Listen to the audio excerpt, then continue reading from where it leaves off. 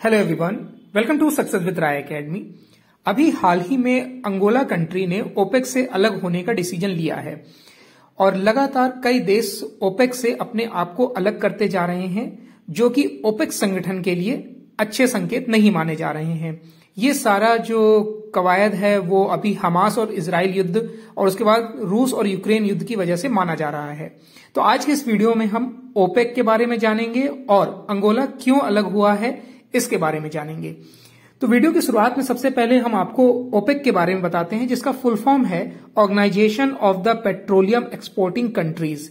इसकी स्थापना 14 सितंबर 1960 में Iran, Iraq, Kuwait, Saudi Arab और वेनेजुएला ने मिलकर बगदाद सम्मेलन में किया था, ताकि कच्चे तेलों के जो उत्पादन का एक संगठित ग्रुप बनाया जा सके और तेलों का जो प्राइस है उसको निर्धारित किया जा सके। बाद में इसमें और भी कंट्री जुड़ती रहीं। फिलहाल इसका वर्तमान में जो इसका सेंटर है यानी कि इसका केंद्र है वो है वियना, ऑस्ट्रिया। अब इसके बारे में थोड़ा सा हम और जानते हैं कि जो इसके संस्थापक सदस्य हैं ईरान, इराक, कुवैत, सऊदी अरब, वेनेजुएला, उसके बाद इसमें कंट्री जुड़ती गई जैसे कतर, इंडोनेशिया, लीबिया, सऊदी अरब अमीरात, अल्जीरिया, नाइजीरिया, इक्वाडोर, गैबान और उसके बाद अंगोला जैसे कांगो, ईरान, कई देश इसमें ऐड होते चले गए। लेकिन कतर ने 2019 में अपनी सदस्यता से त्यागपत्र दे दिया था। गैबान ने 1995 में सदस्यता समाप्त कर दी थी, लेकिन वो फिर दोबारा 2016 में इसमें शामिल हो गया था।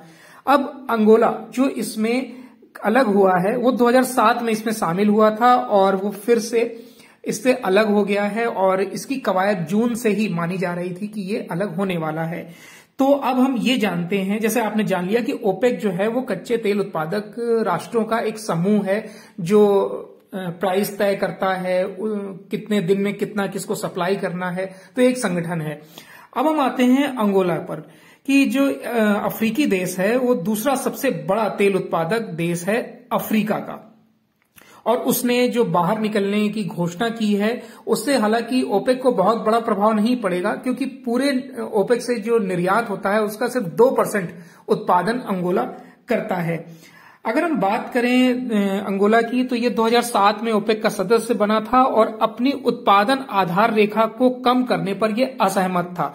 इसमें हम आपको इम्पोर्टेंट पॉइंट ये बता दें अंगोला क्यों अलग हुआ, क्योंकि जो लगातार कटौती की जा रही थी तेल उत्पादक राष्ट्रों के प्रतिदिन के उत्पादन में, उससे ये खफा था। ये ज्यादा उत्पादन करना चाहता था और इसको कम उत्पादन करने के लिए कहा जा रहा था। अभी तक अंगोला 1.1 मिलियन बैरल प्रतिदिन का उत्पादन कर रहा था और ये 1.6 करने जा रहा था, लेकिन इससे बोला गया कि आप 1.1 से भी कम करिए। इसको लेकर ये खफा था और ये नाराजगी परवान चढ़ती रही और इसमें उसने अलग होने का निर्णय ले लिया है।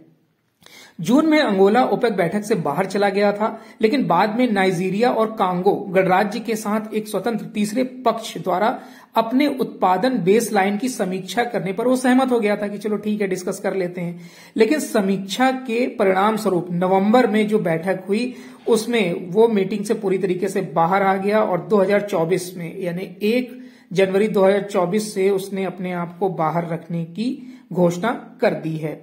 इसमें जो ओपेक छोड़ने का निर्णय राष्ट्रपति जोआओ लोरेंको के तहत अंगोला की विकसित होती विदेश नीति के अनुरूप लिया गया है, क्योंकि वो ये मानते हैं कि वो गैस उत्पादन पर ज्यादा ध्यान केंद्रित करना चाहते हैं। अमेरिका और अंगोला के बीच बढ़ती निकटता को राष्ट्रपति जो बाइडेन की राष्ट्रपति लोरेंको के साथ हालिया बैठक में उजागर किया गया। अमेरिका ने अंगोला में $1 अरब से अधिक का निवेश करने की भी प्रतिबद्धता जताई है। तो अब इसका तो परिणाम यही निकल कर आ रहा है कि अंगोला उत्पादन ज्यादा करना चाहता था जिससे कि उसकी कमाई ज्यादा हो सके, लेकिन ऐसा करने से और जो कंट्री हैं उन्होंने इसको रोक दिया। तो अंगोला ने यह भी माना और अफ्रीकी कंट्री ने भी यही माना कि ये शायद कहीं ना कहीं हमें पीछे करने की कोशिश है, क्योंकि अमेरिका से निकटता लगातार बढ़ती जा रही थी। तो आई होप आपको ये वीडियो अच्छा लगा होगा, समझ में आया होगा कि ओपेक संगठन क्या है और अंगोला इससे अलग क्यों हुआ। ये वीडियो कैसा लगा कमेंट बॉक्स के माध्यम से जरूर बताइएगा। वीडियो देखने के लिए धन्यवाद।